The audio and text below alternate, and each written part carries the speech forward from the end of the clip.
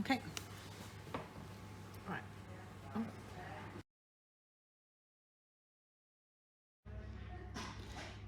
Hungarian chocolate biscuits. So into the bowl goes your soft margarine and your caster sugar. Now you can either use an electric whisk, and if you're going to use an electric whisk, you're going to start off slowly, okay, and you go up gradually. Make sure you don't press the top button, because the top button releases the beaters, okay, so you want to start off slowly. If you haven't got an electric whisk at home, or when you're in school and you want to use a wooden spoon, you can use a wooden spoon. So I'm going to use a wooden spoon today. And we're going to use the back of the wooden spoon, and we're going to cream the margarine into the sugar. So at the beginning it looks like it's not going to work, but you keep going until you've combined all the margarine and sugar together, and you're looking for it to go light and fluffy. And as you can see, it's starting to go together now. So once it's combined together, keep going, and it should become nice and soft. The colour should change a little bit lighter, and it should become really fluffy.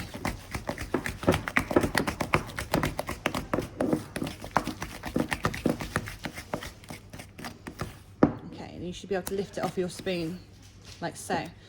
The next stage that you need to do is to add in your flour. Now if you are making your biscuits vanilla, then you would add in your vanilla essence at this stage, and then your flour.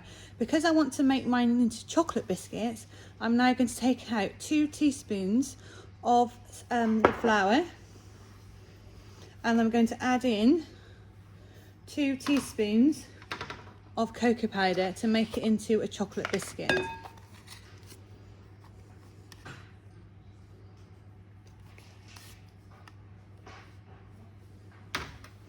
And then we're going to add in sort of about half of your flour and the powder together and combine together with a wooden spoon.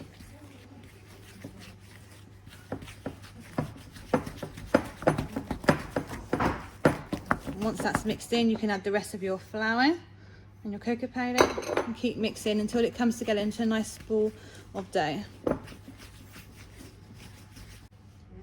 So once you've got your ball of dough, you then need to lightly dust your work surface with flour, and you're going to put your biscuit dough onto the flour. Make sure you scrape it all off with your wooden spoon, you don't want to leave any behind.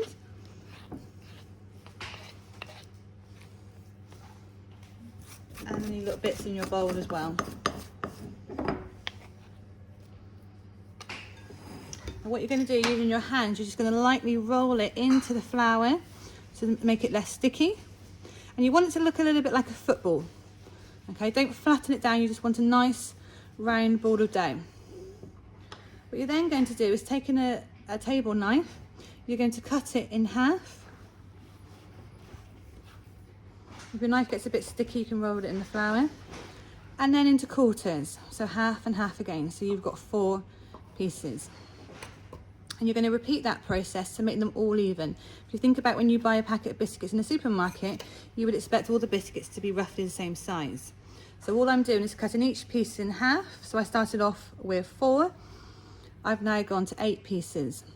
Now you can choose how big you want your biscuits to be. If you want them to be quite small, you could cut them in half again, which I'm going to do, and make them into 16 pieces. So you can either have 8 bigger pieces or 16 smaller pieces. But whatever you do, just keep repeating the process so they're all the same size.